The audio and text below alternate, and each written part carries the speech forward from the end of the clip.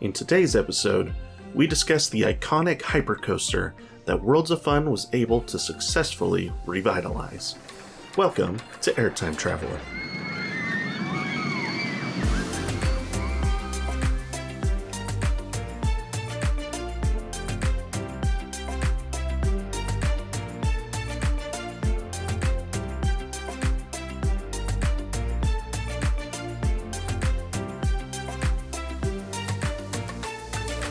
How's it going, everybody? Welcome to the Roller Coaster History Podcast. You are listening to Airtime Traveler. My name is Nathan Grace, and I'm joined by my wife and lovely co-host. Hey, I'm Haley Grace. Thank you for tuning in to this episode of the podcast. What number are we on? This is episode 36. Ooh. So, yeah. Hit So the big time. 36, that's the big time. That's the big number. 35, 36, that's where it's at. So, if this is your first time tuning into the podcast, first of all, welcome. Thank you for tuning in. Here at Airtime Traveler, we talk about roller coaster history, but rather than talking about roller coaster history in general, we take one roller coaster and we dive into the history of that individual coaster. So, I'm a coaster enthusiast and have been for a long time.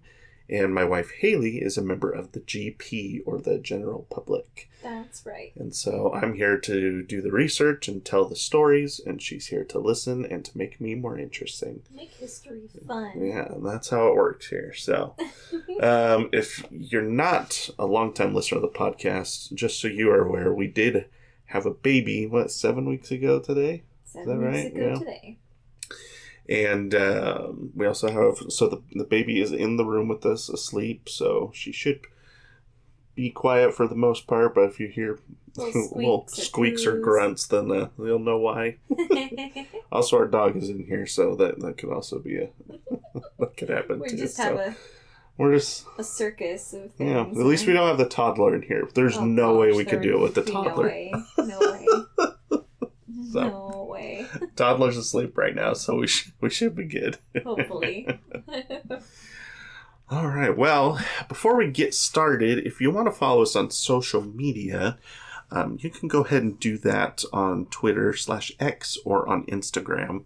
Our handle on both of those is just at Airtime Traveler. And the reason I bring that up now is if you want to follow along with today's episode, you can do so. I'll be posting the pictures and videos and different things that I'll be showing Haley throughout today's episode. You can find those on one of our social platforms so that you can kind of follow along throughout today's episode. So Twitter, I'm able to post pretty much everything. Instagram, I'm limited to 10 images, so but you'll get the most important ones, obviously. So yeah, be sure to go and follow us on one of our social platforms if you want to do that. I think that's all I've got.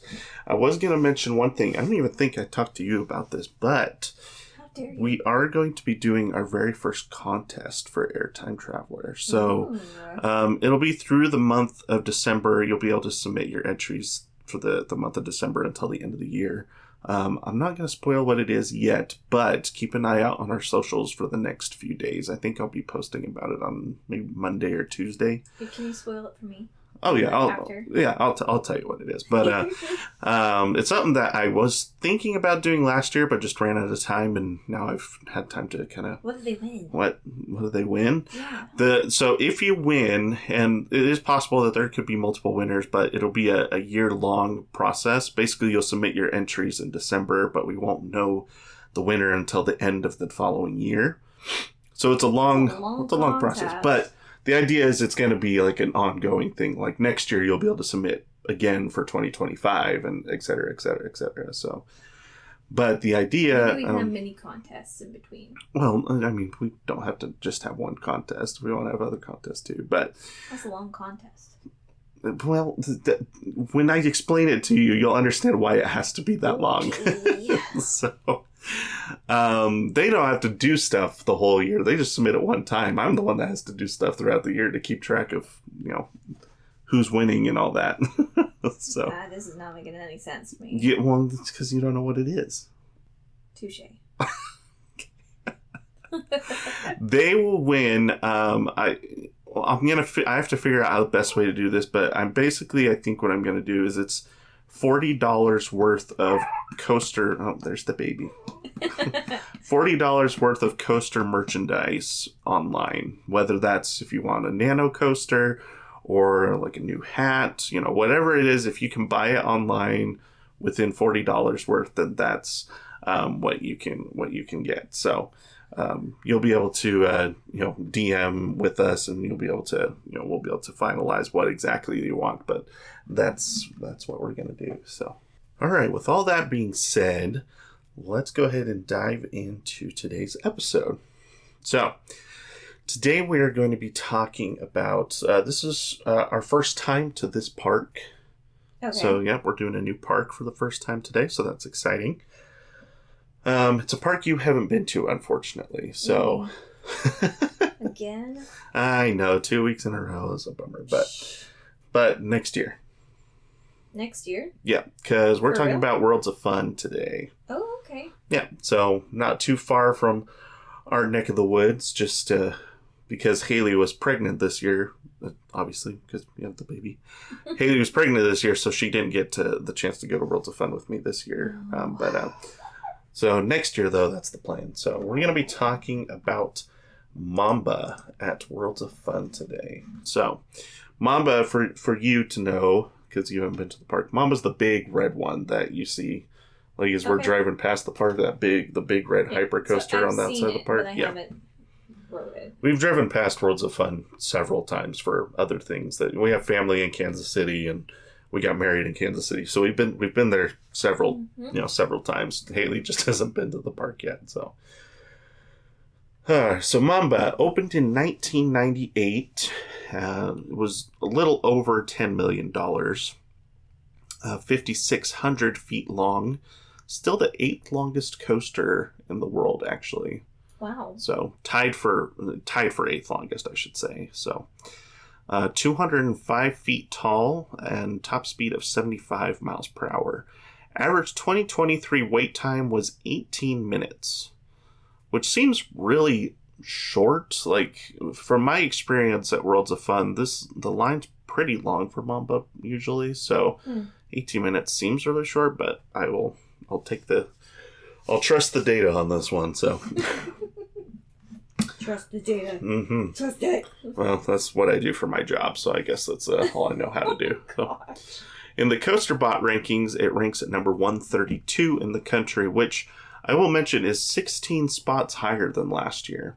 And we'll talk about why that is. It's kind of on an upward trajectory in the rankings, and a lot of enthusiasts have very high opinions of it right now, and we'll talk about why that is later in the episode. But currently, so that's to say that, a month from now when we do CoasterBot rankings for 2023, it might be even higher than 132. Who knows? So, but currently it ranks below coasters such as Ride of Steel at Six Flags Darien Lake, Steel Eel at SeaWorld San Antonio, and Steel Force at Dorney Park.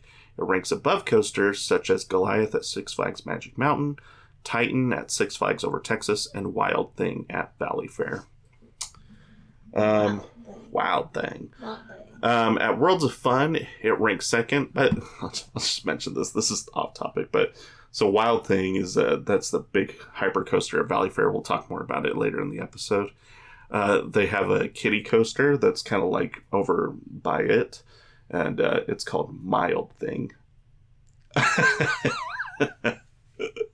And that has to be one of my favorite coaster names of all time. Oh, gosh. I love that. Of course you do. Oh, that's great. Your humor is ridiculous. I feel like I would be pretty good at naming roller coasters. Oh yeah, you think? You would just be punny the entire time. Not with all of them, but like with the kiddie. Well, with kiddie coasters, you can do kind of whatever you want, right? Because the kids don't care what it's named, and then you can name it something funny for the adults, like Mild Thing. Like Mild Thing. Like Mild Thing. Mild Thing. Ding dong. At Worlds of Fun, it ranks second. I will say that's currently because Zambezi Zinger just opened this year, so Zambezi Zinger is not in the CoasterBot rankings yet, so that may be ahead or behind Mamba. We'll find out. But currently it's behind Prowler, is the only coaster at the park it's behind, and it's ahead of Patriot, Timberwolf, Spinning Dragons, and Boomerang, and their kiddie coaster. But review of the name, I think it's a really good name for a coaster, but I feel like you can't really go wrong with a snake name for roller coasters. True. Like they're kind of snake-esque in how they look, and so snake-esque. And so like Diamondback, last week we talked about Copperhead Strike. Like I think snake names are just they're a solid name for a roller coaster. So sneaky snake. So I really like this logo too. This is a really nice logo. So and this has been the logo the entire time. Like, so this is like, because this logo is like a high resolution image, which usually means they've updated the logo, especially if it's 25 years old. Mm-hmm. But this is the same logo that's has been for the ride the entire time. So they just basically took the old logo and have redone it so that it's higher quality for media purposes and internet stuff. So nice. So yeah, so it looks really nice. The only complaint I have about it, which if we pull up a picture of the coaster here, the logo has like a pink shadow behind the font. Yeah. But the coaster is red. Like that's my only complaint about it, is this logo has like no red in it. So it's a little strange that the logo doesn't quite match the actual ride, but I won't be too picky. It's not bad. It's just kind of like, why pink instead of red? But oh well. The paint scheme, it's red and gray. I don't know. It's fine. It's really striking and really stands out on that, especially over when you're driving past the park. It's pretty hard to miss Mamba because of how tall it is, and the red really is obvious against the blue sky or whatever. Right.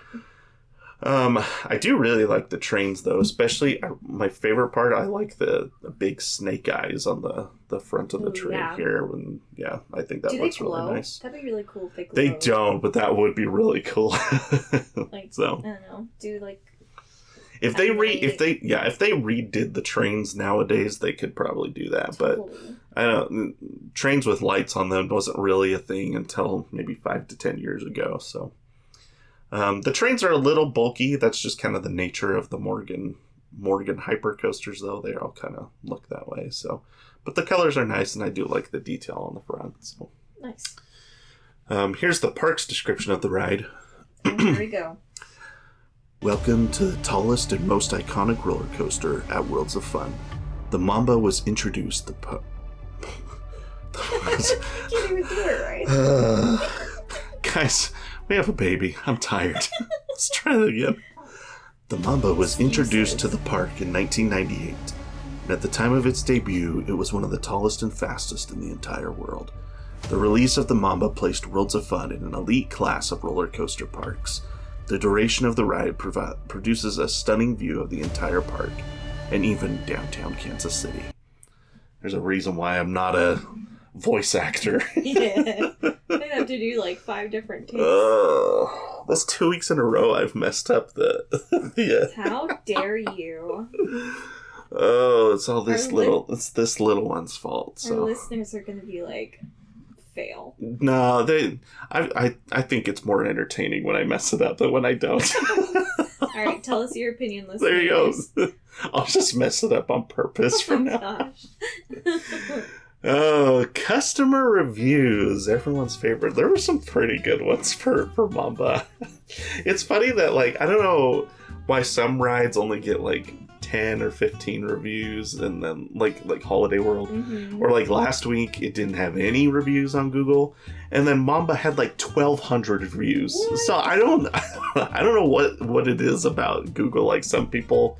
That's I don't know if it's, like, a regional thing, like Kansas City people are like, oh, I love reviewing stuff. I don't know what it is, so I guess so. Google reviews. Anyway, here's a 1-star review. This was a beloved ride I enjoyed riding. They closed down for maintenance when I waited for an hour to ride it just once. Then they told us all to leave because it was going to be a long time. You'd think they'd do that on the weekdays when no one's there for just being open for 2 days. This place used to be professional. Maybe I'll change this review soon if I ever visit again. I just wanted to clarify, like, in case, like, if you're not really an enthusiast, if you're not really familiar with the amusement industry, sometimes maintenance isn't it's not a planned thing. Like, if a ride closes down, it's not because they said, oh, we're gonna do this maintenance at 1 o'clock on Wednesday afternoon. It's because one of the sensors went off and said something's not right, and so they have to close the ride down and fix it. So this review just kind of made it sound like you'd think they'd schedule it on the weekdays when no one's there. It's like, well, it's not. Sometimes some maintenance, yes, is scheduled, but I appreciate when they look at stuff. It makes me feel more safe. Yeah. Get over yourself. Here's 1 star. Lines way too long for $40. I don't even know what that means, but it also is like the length of the line for me doesn't necessarily dictate how much money I'm willing to spend. Like, the longest lines usually mean the more money you're paying. The longest lines I've waited at are Disney, which is the most money you pay at an amusement park. So it's kind of the kind of reverse logic here. 1 star, I fell out, and there's no way that's true. No, that's not true. So this person has also only left 1 review. That is the only review they've left. Is Maybe 2 years ago. Why. 2 years ago, they went onto Mamba. So they couldn't leave any more reviews. They're in the hospital. That's terrible. Sorry, it's really dark. There's no way they fell out. I I don't even know. that. Maybe they fell out as they were trying to, after the train got to the station, they were getting out of it and they just tripped and fell on their face in the station, and they were embarrassed, so they put a 1 star review, and this coaster embarrassed me. How rude. You never know. 3 stars. Ride is awesome, but they only have 1 car operational and lines take forever. I will say that's not, I mean, when I was there was 2 trains riding operational, so that's not like a thing that happens every day. Yeah, maybe the day he was there was a one train operating, but that's not like an everyday thing. Yeah. 3 stars. This train was too fast in the turns, cramped, and had no cover. That's the part I was like, no cover? I don't know if they meant like in the queue? It made it sound like no cover on the ride. Like, are they talking about like there was no over the shoulder restraint, or like there wasn't like anything to duck under? Like, I don't know. I was very confused about this. Worse still, there wasn't an exit on the far end of the line, and I ended up right back where I started. I'm so confused. I don't know what this means. It's interesting. I'm not sure what that means. No, I don't either. 3 stars. The ride is fine when it turns. I do not like the Mamba. What? So the ride's fine. I mean, well, because I'm trying to, because the layout is basically airtime hills, and then there's a big helix section and airtime hills on the way back. So maybe he's saying he likes that big helix section where it's just turning, but he doesn't like the ride in general because he doesn't like the out of your seat feeling. I don't know. This is confusing. A lot of these are confusing. 4 stars. Always a great ride when it's running. Missed out on it last Sunday because it was down there, and they were only loading the front 3 cars today for some reason. Everyone knows the best ride is the back cars. That's why only 4 stars today. Oh, just today. I was like, that's the first... This implies that he leaves a review for Mamba every time he goes to the park. And I have to say, I've never once considered leaving a review for something every time I do it. Like, what if you go to Taco Bell once a week and you just left a review every time you went there? I've never considered that, but I don't know. Only 4 stars today. We'll see what next week brings. Yeah. And Chipotle did not do a very good job today. Yeah. I'm gonna leave it 1 star. Here's 4 stars. Lost a star because they took a picture at the absolute worst place. That's a very, very good reason to give. I was thinking about that. I was like, that'd be kind of a fun extracurricular topic to talk about. It was like the worst locations for ride photos. I'm down. This is a great That'd be really fun. Oh my gosh, that's funny. That would be actually a really fun Coaster Conversations episode. And last but not least, our favorite, 4 stars. I didn't go on it. I was eating near it. So this one's even better than some of the other ones where they say they just haven't done it and leave a review. This person didn't do it, but they did qualify it by saying that they did eat near it. So that gives them the authority to... Right. They watched it for a while, so... Yeah. I'm gonna eat right here and leave a review. Right here. There you go. There are customer reviews for Mamba. I will say, I forgot to mention this. I just pull some of the funniest reviews, so don't take this as like the average reviews like this. It actually has a 4.8 out of 5 on Google reviews, so not bad. So, yeah, go Mamba. Yeah, it's actually higher than what Copperhead Strike was last week, which kind of surprised me. So. Go Mamba. Sorry. All right. You're not the only one that's tired. I'm getting... That's true. We've both got Mountain Dews here to try to keep us awake through this thing. That's not to say we don't love you. Oh no, but if we didn't enjoy doing this, we just wouldn't do it because we were tired. So we're doing this because we do enjoy it, despite the fact that we're tired. So yes, we just might be a little silly. So, all right. Our son would say, "You're so silly. You're so silly. You're so silly." Well, let's talk about the history of Mamba at Worlds of Fun. Let's go. So let's go back to 1995.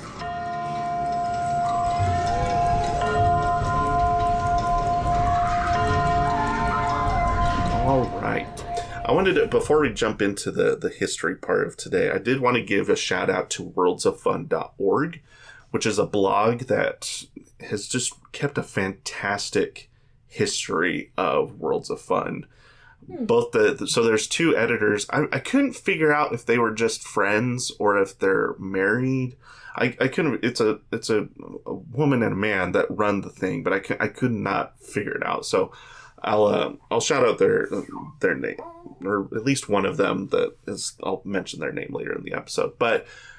Both of them worked for the park and have been keeping this blog since 1997 and have been going to the park since it opened. Like they know Worlds of Fun like the back of their hand. And so a lot of the stuff from today's episode came from some of their posts on their blog. So just wanted to give credit where credit was due for this episode. So yeah, that's awesome. Yeah. All right, so 1995, 22 years after Worlds of Fun opened, Cedar Fair announced that they purchased Worlds of Fun for $40 million. So here's a newspaper article from the time frame. Okay. Just a little bit of background leading up to this. So Worlds of Fun opens in 1973. The park was developed by Lamar Hunt, who owned the Kansas City Chiefs, actually. Wow. So he... the team started as the Dallas Texans, and then he moved the Dallas Texans to Kansas City after the Dallas Cowboys became a thing, and he didn't want to compete with the Cowboys. And then he renamed the team the Kansas City Chiefs, and they're still there to this day, obviously. So there you go. There's Worlds of Fun, and the Kansas City Chiefs were founded by the same person, which is kind of fascinating. So Hunt's company, Mid-America Enterprises, operated the park until Cedar Fair purchased it in 1995. And then on the Cedar Fair side of things, Cedar Point purchased Valley Fair, which is a park in Minnesota, purchased Valley Fair in 1978.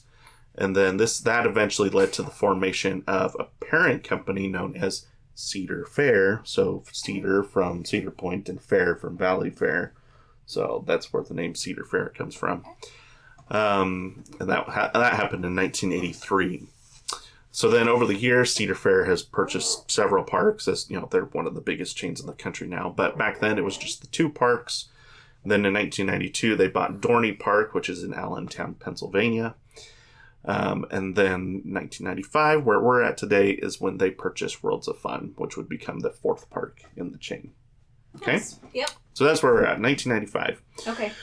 So shortly after they purchased Worlds of Fun, Cedar Fair was pretty aggressive in their investment of their newly acquired parks. And one of their earliest strategies was basically they would build something in Cedar Point And if it worked, then they would take that idea and copy and paste it in all of their other parks.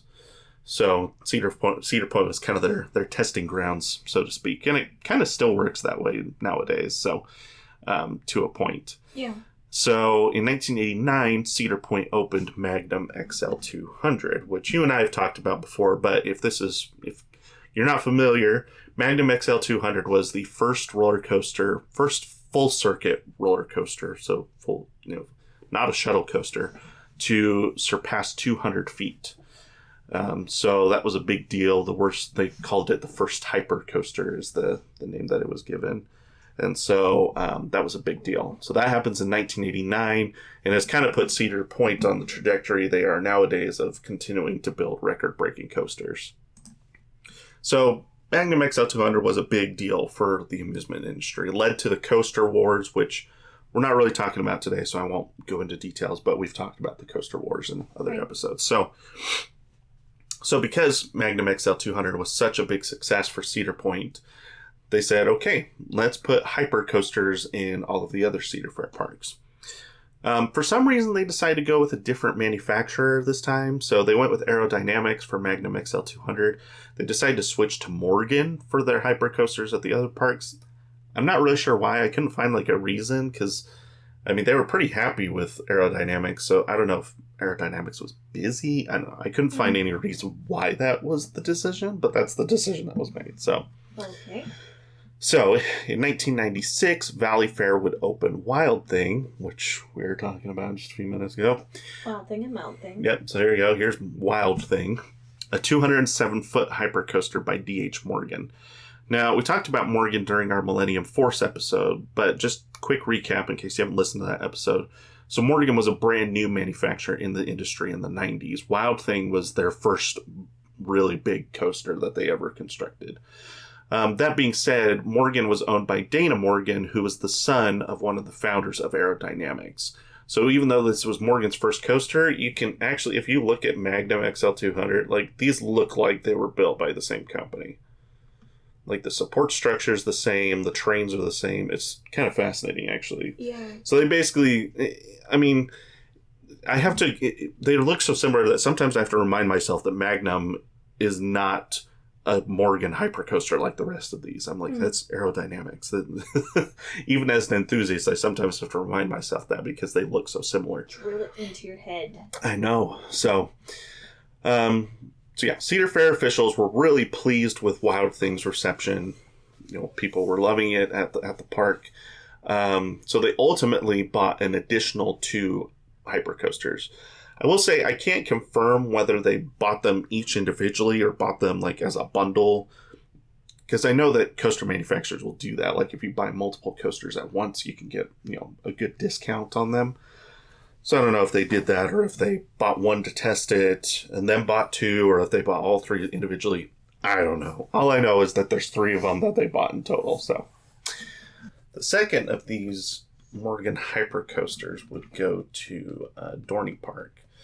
So that would be Steel Force, which would open just 1 year later in May of 1997. Now, we haven't been to Dorney, correct? No, we have not been to Dorney Park or Valley Fair, either of these 2 parks. So the Dorney's in Allentown, right? Yeah, so just outside of Philadelphia. So that's the one that you wanted to go to, right? Yeah, they're building. Dorney Park's building a new coaster right now. So for 2024. So very good stuff happening over there. So the coasters have 2 different layouts, but they both behave fairly similarly. So 200-foot drop, 70 plus miles per hour, couple large hills to start, big helix section, mid-course breaks, and then small airtime hills on the way back to the station. Okay. So same idea. Got it.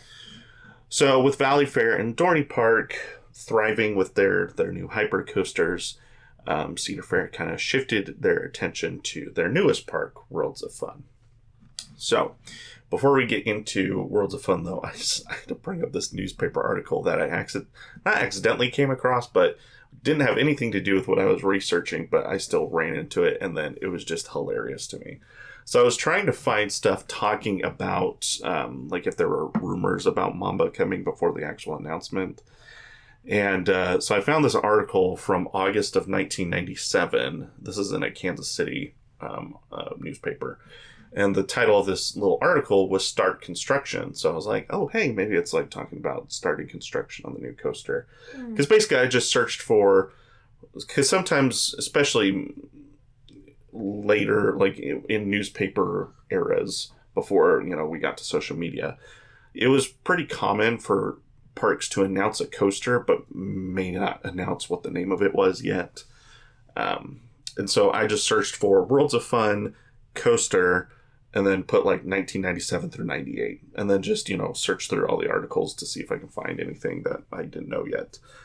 And so I came across this one. I was like, oh, hey, this is the oldest article that shows up. So maybe this was the first mention of a new coaster coming. And no, that's not what this is. So this was someone that wrote into the newspaper complaining about something. So listen to this. Oh, dear. So basically they're complaining about I'll just read it. While today, Greater Kansas City at its best is sorely lacking in any full-day public transportation, the same construction principles used with the roller coasters at Worlds of Fun could be used to build a train that runs right along I-35, I-435 in a reasonably straight course. Get moving, city planners, politicians, and politicos, if for no other reason than the great improvement in commerce between constant and antagonists.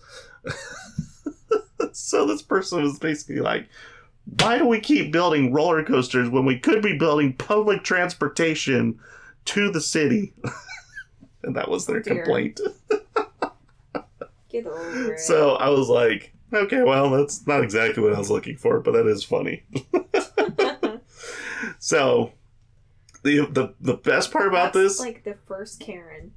Well, it's not the first Karen. Trust me, there's been lots of them. But the funny part, this is August 1997. September of 1997, Worlds of Fun announced a massive $10 million steel coaster for the 1998 season. So I just thought it was funny. This person was complaining, and then Worlds of Fun announced a new coaster like a few weeks later. I'm sure they were just like, just like angry all over again. So the coaster would be Mamba, the third of the 3 Morgan hypercoasters that Cedar Fair purchased. So here's from the press day, from the announcement at the park, the little rendering that they had here of the actual layout, and then the artist rendition here. And this was like the original logo, and then they updated it before the ride actually opened. But yeah, so I think the logo they went with is much better than this one, by the way.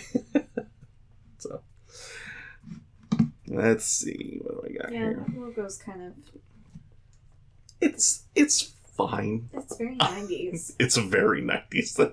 Especially this one with the green circle behind, like green oval behind it. I feel like that would be on a t-shirt. 90s, man.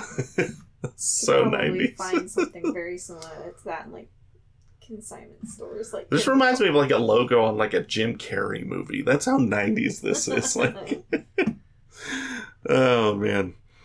Now, let's see. The coaster would be constructed on the very south border of the park in the Africa section, specifically in the quote-unquote Egyptian section by Fury of the Nile, which is their River Rapids ride. Now, what's interesting about this is you can tell that the park officials did their homework. Because, yes, the Nile River is commonly seen as an Egyptian landmark, but do you know this... I know you had to learn African geography when you were like in high school or something. So only for fun. I'm so serious. Do you know which countries the Nile River runs through? Did you get that specific? I'm trying to remember. It's been so long. I mean, like game show music in the background here. I don't remember. That's okay. I would have had no idea. So. While it does run through Egypt, it also runs through several other African countries, including Sudan, South Sudan, and Uganda. Now, what makes this interesting is the correct usage of the green mamba in the logo and design of the coaster as opposed to the black mamba.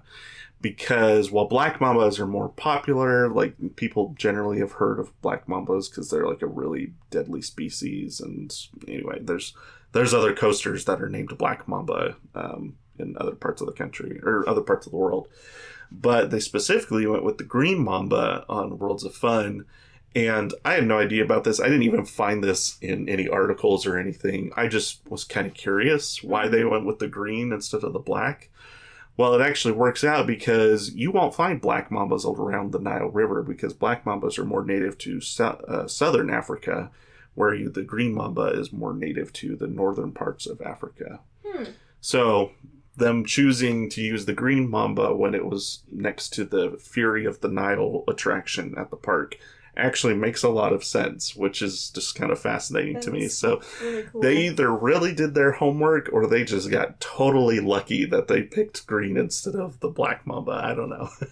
So the only thing I will say is the logo looks a little bit more like a cobra than a Mamba, but I could get nitpicky. True. So anyway, there you go. There's some African snake facts for you. So construction would begin. Don't like snakes, though. And they're I don't love them. No, I don't. I like them behind glass. I don't like them in the same vicinity as me. We've talked about this. You wouldn't even let our kids get a reptile. No, I would do a lizard. I don't mind lizards. You would let them get a lizard? I'd let them get a lizard. Or like a chameleon or something. I'd be fine with that. Sweet. Snake? No.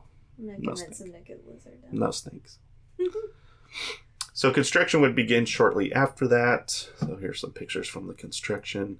I know you'll love this picture right here. No. What's interesting about this is most coaster construction photos I've seen, they usually go from the bottom up. But you can clearly see in this picture that they put the top of the lift hill first and then went from top down, which is kind of fascinating. So. That's insane.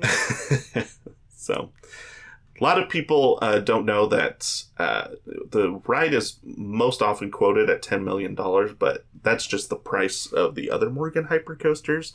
It actually went a little bit more, like it was a little bit more expensive than the other two. And it's unknown how much it went over, but there were budget cuts that happened because it went over budget. And one of the things that they had to cut is there was supposed to be 2 tunnels. Can you see it in this rendition here?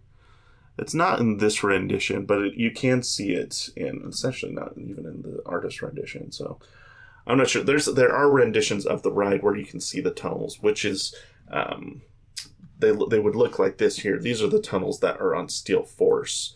They're just at the top or at the bottom of the first drop.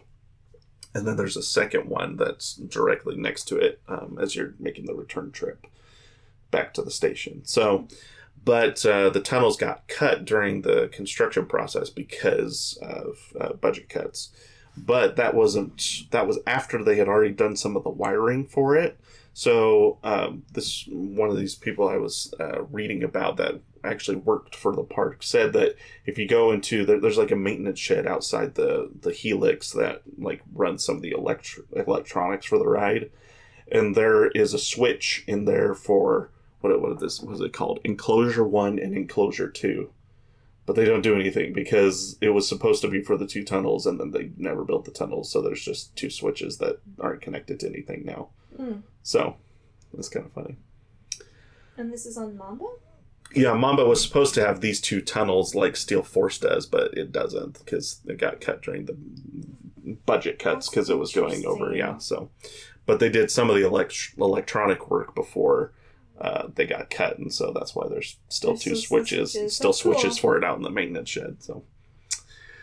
This coaster was scheduled to open on April 18th, 1998. As construction neared completion, one glaring issue became evident, which is they didn't have the trains yet. So typically the trains are finished long before the track is ever completed, or at least some of the trains. For example, the IAPA Expo was last week, right? And Fire in the Hole. Fire in the Hole, or maybe it's 2 weeks ago.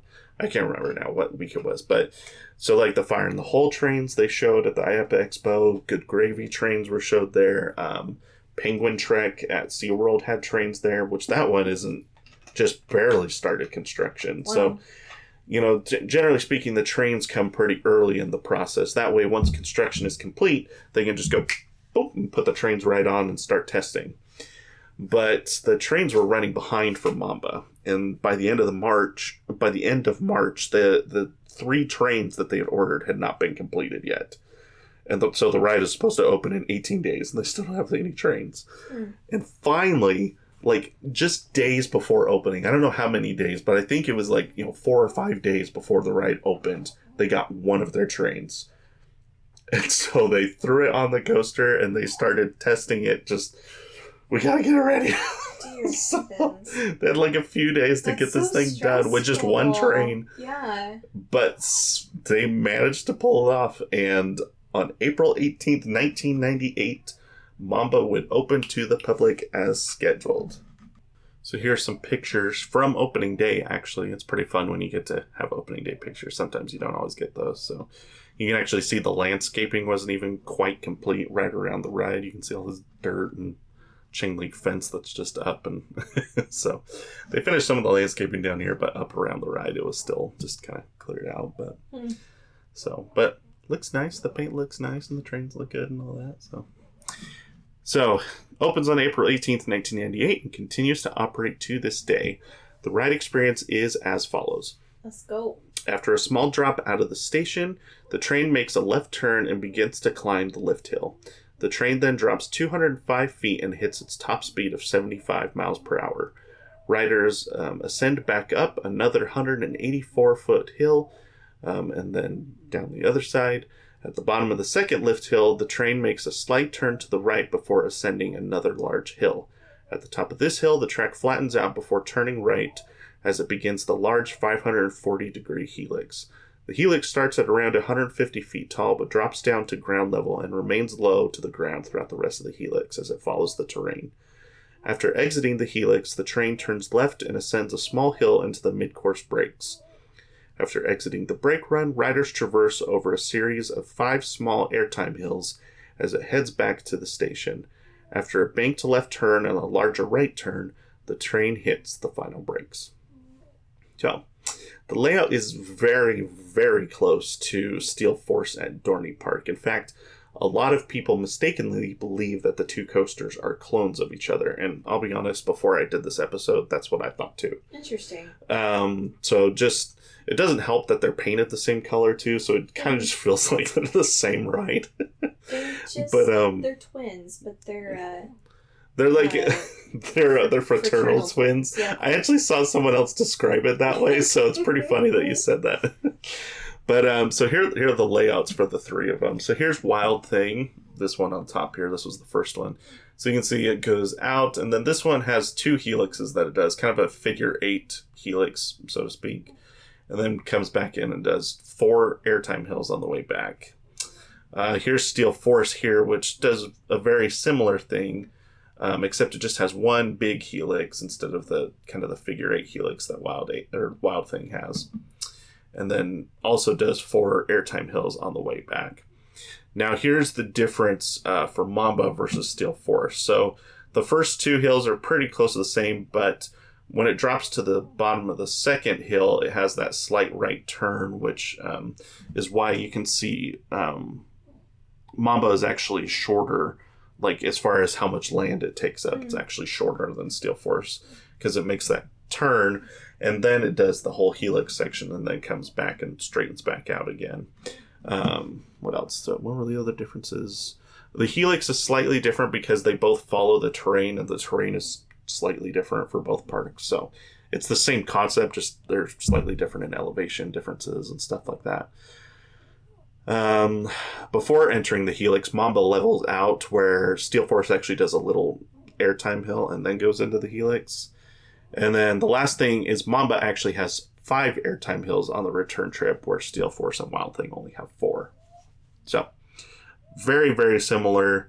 Same paint job, so it's even more confusing, but they are slightly different. So, you ready for some commercials? I have 3 commercials. I have 3. So, usually we only get 1, and I've got 3 today, so this is exciting. Okay, you ready? Yes. Here we go.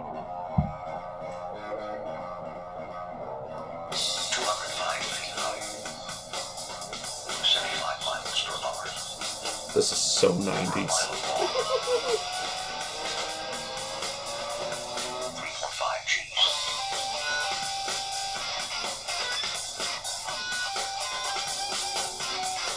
The new Mamba and Worlds of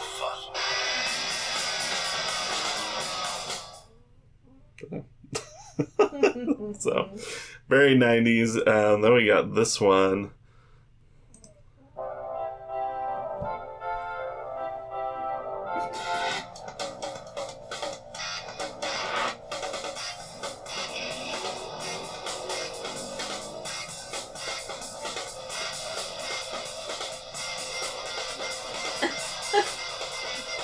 Girl needs a ponytail. Hairstyles by Mamba. What did she say? It said Hairstyles by Mamba. Only at Worlds of Fun. Oh my gosh. That's so cheesy. That was very cheesy. And this last one, this one's even better. You ready for this? No. This one doesn't even make any sense. I watched this one, I was like, what? Here we go. This is Colin Withrow, live from the United States. There stands before me a strange, otherworldly structure, 20 stories in height, with a vehicle clocked at 120 kilometers per hour. The question, was all this created by some intergalactic force to distract us from the coming invasion? Mamba at Worlds of Fun. What? It's like nothing What? on Earth. They added the Coke Well, too? whatever. Coke advertisement. I mean, what was it? I think it was last week. We had was it Hardee's, I think? It's like, you could go to Hardee's and get I can't remember exactly what it was. That may have been 2 episodes ago. The thing that confused me about that one, that feels like an advertisement for like Space Mountain or Flight of Fear, because it's talking about like invasions, and I'm like, this coaster is in the African section of a park and it's themed to a snake. Why are we talking about alien invasions? Why do they have an Australian accent? I mean, this is so confusing. So, those are pretty great. I loved watching those. I love old commercials for coasters. Those are the best. So, What are you calling old? what? Old commercials. Yeah, we're older than these commercials. That doesn't feel great.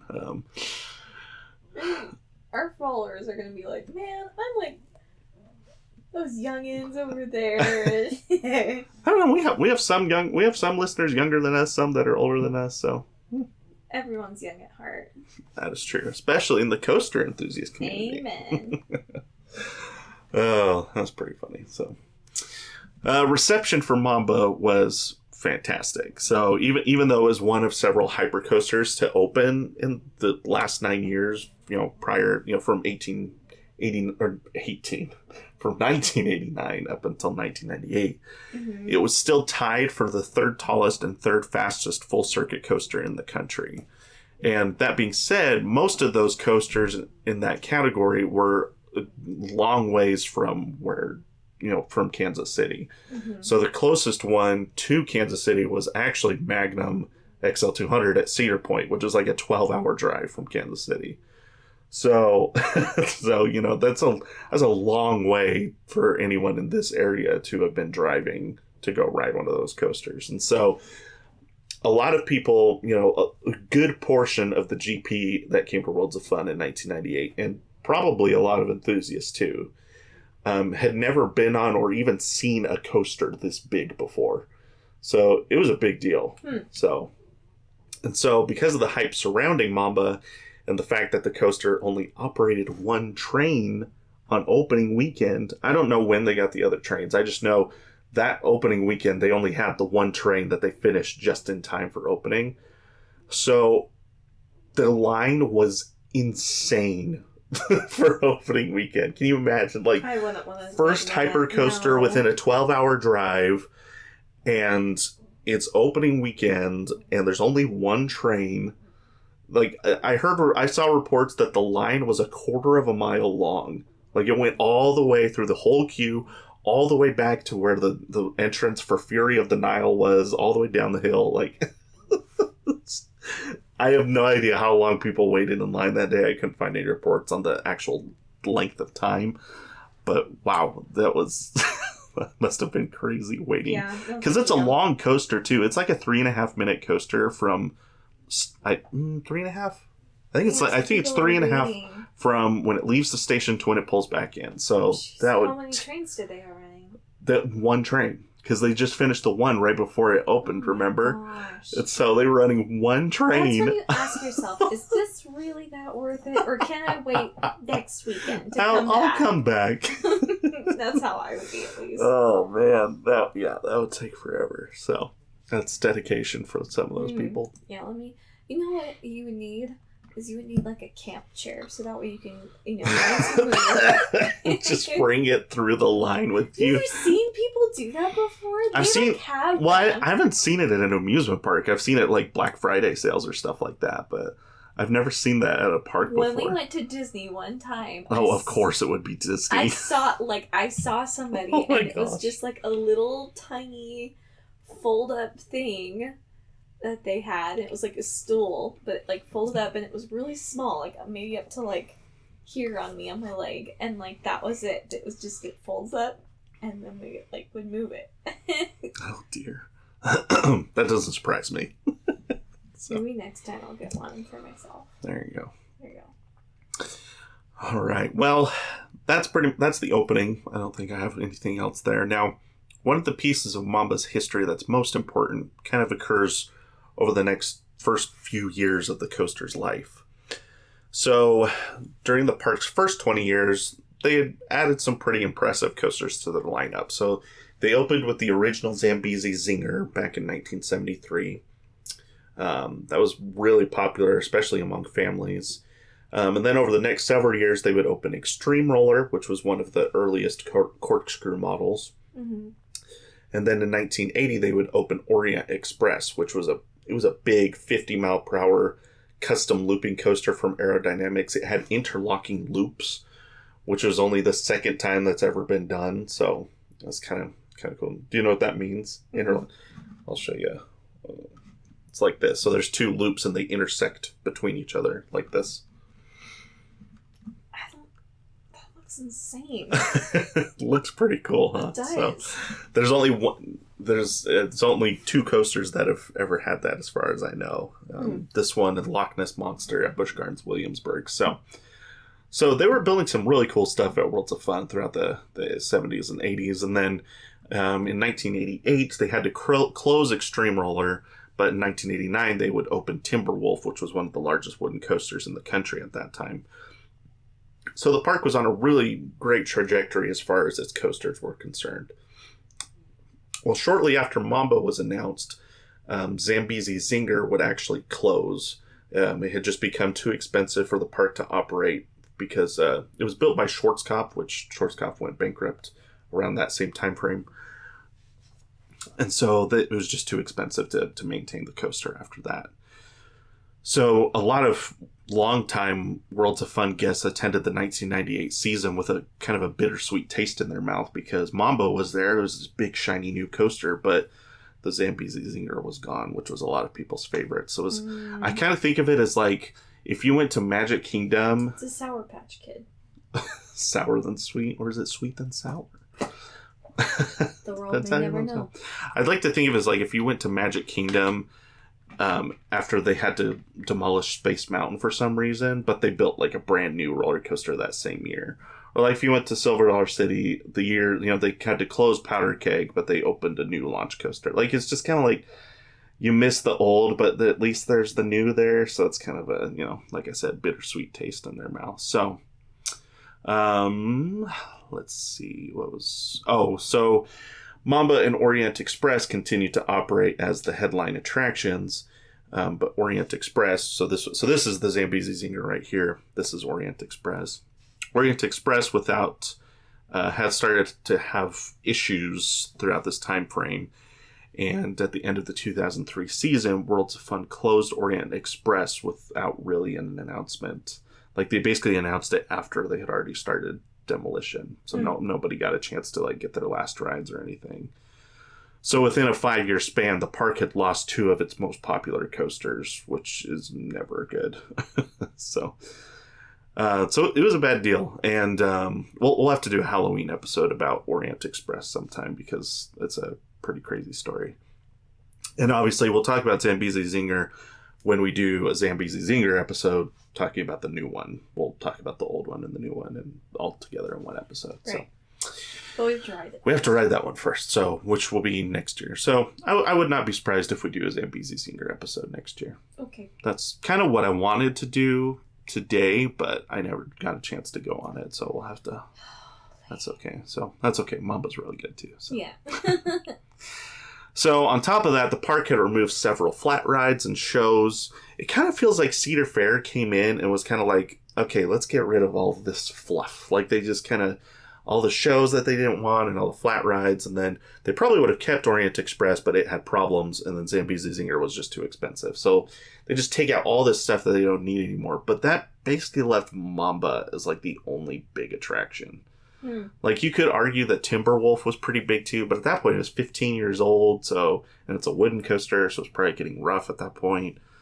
Anyway, so Mamba was kind of the star of the show at this point.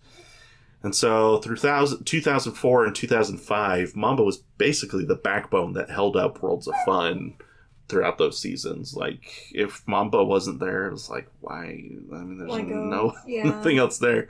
So I have this quote from, so this is one of the editors of worldsofFun.org. Her name's Jennifer Lovesey Mast.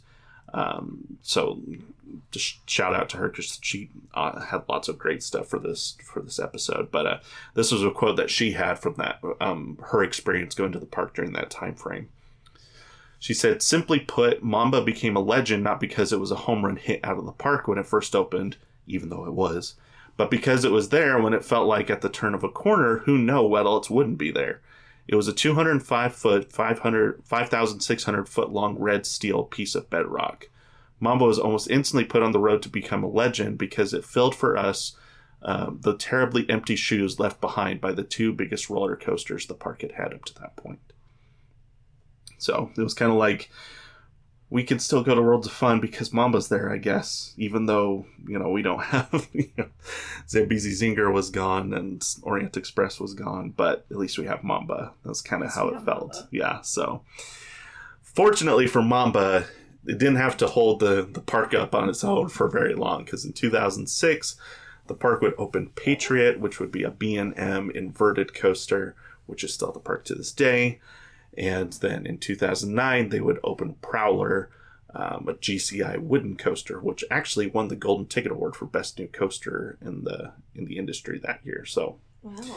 So they added some really great additions over the next several years that kind of took some of the heat off of Mamba. It didn't have to support the park on its own anymore. So it got friends. It did get some friends, and yeah, that was good for the park. They needed some stuff after losing Orient Express and Zambezi Zinger. They did. They needed some wins, and they got some for sure. So, in the years that followed, Mamba became less and less popular among the enthusiast community, in particular, largely due to the fact that B&M developed their own hypercoaster model that most enthusiasts would agree is superior. So B&M's is like Diamondback, Candemonium, which I think you and I would both say. You haven't been on Mamba, but I feel the way most enthusiasts do, that the B&M models are superior. So they're very, very good. So, yeah, so that the coaster enthusiasts didn't like the old Morgan Hypers as much because the B&Ms were, in their mind, superior. And you can kind of see that reflected in the Golden Ticket Awards, because Mamba started out at number 7 in 1998 when it opened. By 2003, it fell to number 31, and then it fell out of the top 50 completely in 2012. So over the course of 15 years, it just went from one of the best coasters in the country to not really interested in it anymore. So the biggest problem that enthusiasts have had with the Morgan coasters is actually the mid-course breaks, which I pulled up a video here so I can kind of show you what the issues was. They're sometimes hit or miss. They are, and I understand why a lot of coasters have to have them, because that's what makes it possible for you to run multiple trains at the same time. Mm-hmm. For example, Mamba is capable of running 3 trains at a time, but without the brake, without the mid-course brakes, it would only be able to do 2. So, the mid-course brakes makes it possible for you to maximize capacity. And so in this instance, so I'll just play the video here. I'll turn the volume down because we don't necessarily need the volume. You can see how hard the mid-course brakes hit. Oof. So it slows it way down. That. And you can see how that impacts the rest of the ride as you're going over these airtime hills. You're just kind of crawling over them. Barely getting there. Yeah. And so you're not really getting that much airtime. So, and this isn't just a Mamba thing. This is, Steel Force and Wild Thing, same problem. It's just the first half is excellent. And then once you get to those mid-course breaks, it's like, okay, well, we'll meander back to the station now. Right? So, but Valley Fair, Dorney Park, Worlds of Fun, they didn't really seem to care that much because this is really just a coaster enthusiast problem. Like, the GP doesn't really think about things like that. They just see big, fast roller coaster and they're like, whoa, like, we gotta go ride the Mamba. And, I mean, yeah. So they don't really think about the like, if you mentioned it to them, they'd probably be like, oh yeah, it would have more airtime if they didn't slow down so much. And like, if you compared them side by side, probably would say, yes, it's better if they turned it off. My problem being like married to a roller coaster and you're like somewhere in the middle. Turning into a snob. That is, I wish I could argue with that, but I can't. I can't. You can't. I don't think I'm as much of a snob as other enthusiasts are, but I do have opinions about things, which is the difference between being a snob and an enthusiast. I don't know the whole ins and outs. I'm just a snob and like it better if it's. There's a roller coaster snob. I've turned from GP to roller coaster snob. That's my new title. That's funny. I dare you to introduce me like that. That would be confusing, though. I'm a coaster enthusiast, and my wife is a coaster snob. They would think you know more about it than I do. Oh. So anyway, the parks didn't really worry about this. Enthusiasts complained about it, but it's whatever, know. And some enthusiasts, it didn't bother them, but anyway. So the coasters continue to operate throughout the 2010s. Mamba continues to operate alongside the 2 new coasters at the park, Patriot and Prowler. Now, we fast forward to just last year. So not much changes, but in the 2010s, so to speak. It falls out of the top 50 in the Golden Ticket Awards. And now, basically modern day. This is just last year that we're talking about, right? Right. So early last year, after the park opened, I started seeing all kinds of people posting on social media that Mamba was, like, better than ever. And I was like, that is really strange. And I had never been on it before, because the one other time I had been to Worlds of Fun, before I really got into the enthusiast community, I went there for my sister's birthday when I was... And it rained. That's yes, right. Yes, exactly. I've told you that story before. Yes, sorry, I'm ruining. No, you're fine. You're fine. So, yeah, that day I went, I rode Patriot and Spinning Dragons, and then the rest of the day got rained out. So I had been to Worlds of Fun before, but I hadn't been on Timberwolf or Mamba or Prowler. None of those coasters I had been on. So I had tried to ride Mamba before, but I had never gotten on it because of that one day I had been that got rained out. And we always went to Silver Dollar City growing up, so we never, I don't know. I haven't been to Worlds of Fun a lot just because Silver Dollar City is a lot closer. Right.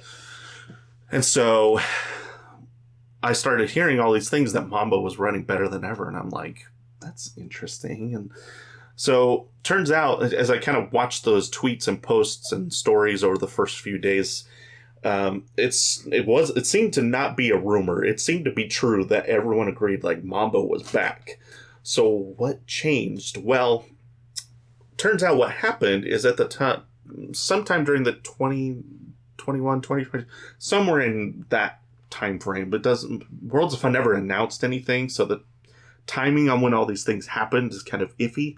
Right. But at some point, they upgraded their operating system on the ride, so they weren't running it on this old 1998 software. Now they're running it on a brand new 21st century, 2020s, operating system, which makes it a lot easier. So what happened was they turned the mid-course brakes significantly down. So rather than being slowed down to almost a stop this is an old video. This is pre-change. This is like 2018, something like that. Okay. So where you previously slowed down to almost a stop, now the trains would only slow down a little bit, and sometimes it wouldn't even slow down at all. It would just run straight through them. And people said that the airtime on those final 5 airtime hills was just fantastic, like way better than it had ever been. And many enthusiasts also felt like the first half was slightly better too, and there's some people closer to the park than I am that did some digging into it. It did confirm that one of the other things that the park did was they slightly increased the speed of the lift hill. So you're getting just a little bit more airtime on that first half of the ride as well, even before you get to the mid-course breaks. So I did have a chance to ride Mamba when I went to the Ace Around the World event back in May. And so if you listen to that trip report, you already know how I feel about Mamba. But I never got a chance to ride Mamba pre-adjustment, but I will say it is running fantastic. It was so much fun. And we rode it, I think, 5 times that day because we got ERT later that night after the park had closed. Mm-hmm. And so we got to ride it a bunch. So we tried front row, tried back row, tried middle of the train. And man, front row was great. Back row was like, the airtime was like too intense. Like you were just like slamming back into your seat at the bottom of each drop. So it was a little much for me because the seats aren't super comfortable, but man, front row and middle of the train were just top notch. So it is running fantastic. And like I said, I never rode it before they made all the changes, but yeah, it was a lot of fun. There's so like a list of things that I'm like, okay, I'm excited to do this. I'm excited to do this. now that I can, I'm like, woohoo, let's go. So it was great. And kudos to Worlds of Fun because it's not often that a park will make significant changes like that with the enthusiasts in mind. Because like I said, the GP, they might notice, they might not. But certainly the enthusiasts have been all over So the enthusiasts Mamba, and the roller coaster snobs. And the coaster snobs, there you go. So that's why we talked about earlier, it moved up 16 spots in the Coaster Bot rankings. And now that even more people have ridden it this year, I would not be surprised if it continues to climb in the rankings because, that'd be cool. People like me that got to ride it for the first time this year, I rank it in my top 25. And so that, stuff like that is going to continue to bump it up in the rankings. So I think it'll climb even higher this year. So there you go. So it's running better than ever. Last thing, in early 2023, so the very beginning of this year, first season of the TV show The Last of Us aired on HBO, which we haven't watched any of it all, but I am familiar with it because it's actually based on a video game. So, and I'm kind of caught up on that industry as well. But so for those of you who don't know, it's based on a video game that takes place in a post-apocalyptic world that following a fungal pandemic that turned the majority of the world's population into zombie-like creatures. So it's basically a zombie-esque TV series. Okay. But in episode 4 of the series, the main protagonists travel through Kansas City, and Mamba makes I just totally skipped over the picture. Mamba makes a very prominent cameo in the show, and you can even see like they've digitally altered it with like these vines growing on the structure and like the paint's like chipping off and stuff. So it's kind of cool that they paid attention to detail enough to pick the amusement park for the era or the area of the country that they were trying to emulate for that episode. That's really cool. I like that. So I remember I was just being on Twitter and just seeing everyone like, oh, Mamba was on The Last of Us, and like everyone was all excited about that. So technically Timberwolf here is also in there, but Mamba definitely a lot more prominent in this shot here. So that's pretty cool. And then rumor is that Mamba will be getting a fresh paint job very soon. That's the rumors I've been hearing amongst people close to Worlds of Fun. It certainly needs it, so that would be very nice for the coaster to get a fresh paint job. So And nowadays, it just celebrated its 25th birthday this year. And the coaster still remains one of the park's most popular coasters. The high capacity helps keeps the lines down, but there's no doubt that it's one of the most ridden, if not the most ridden attraction at Worlds of Fun every day. And that is the history of Mamba at Worlds of Fun. So, there you go. Did you make you want to ride it? Yes. Well, if you guys have had a chance to ride the Mamba, let us know in the comments on the episode, or you can tag us on social media what you think about Mamba.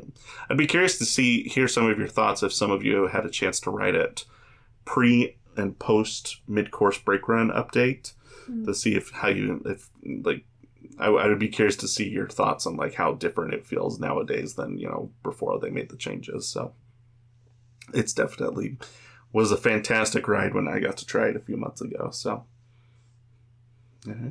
yeah. Well, thank you. Yeah. Well, thank you for tuning into this episode of the podcast. Like I said at the top of the episode, we will be having a contest that starts in a few days. So I'm not going to tell you what it is now, but keep an eye on our socials on like Monday or Tuesday time frame. I'll be posting details on what the contest is and how you can participate. It'll be free. No, none of that. We're not going to make you pay to, enter the contest. Nothing like that. So you might as well enter because it'll be fun. So I don't think of any other announcements. So just go and follow us on our socials. Sorry for the baby noises. Yeah, baby was a little fussy this episode. That's okay. Dog was well behaved. So. Good girl. So be sure to go. 1 out of 2. Yeah, 1 out of 2. That's not bad. Be sure to go follow us on our socials. Like I said, we're on Twitter/X and also on Instagram. Our handle is just @AirtimeTraveler. Also, if you like this episode and you're on Spotify, you can go and give us a 5-star rating. It's just at the top of the podcast page. It helps other people find the podcast in the future, and we just really appreciate it. And we had our Spotify Wrapped this week, and just say thank you so much for all the support. We had absolutely. We had like a five times as many listeners this year, and like 7 times as many listening minutes. Crazy statistics that just. This has been a really big year for the podcast, and we really appreciate your support and sharing it with people that or maybe have similar interests as you, or even if they don't and they just want to learn more about the coaster history that we enjoy here on the show. Then we just appreciate all the support for sure. So keep tagging us. Like we see those tags, and we just literally had a conversation about it today on how excited we were to have people share what we're talking about. Like, it makes us feel like what we're actually talking about matters. I know, yeah. That's the whole point of the podcast, was to make something that people would enjoy, and I think people are enjoying it, which is been awesome for us. It brings us a lot of we enjoy doing the show for you guys, and we're glad that you're enjoying listening. So it's been good. So yeah, for sure. Well, thank you for tuning in to this episode, and we will see you in the next one.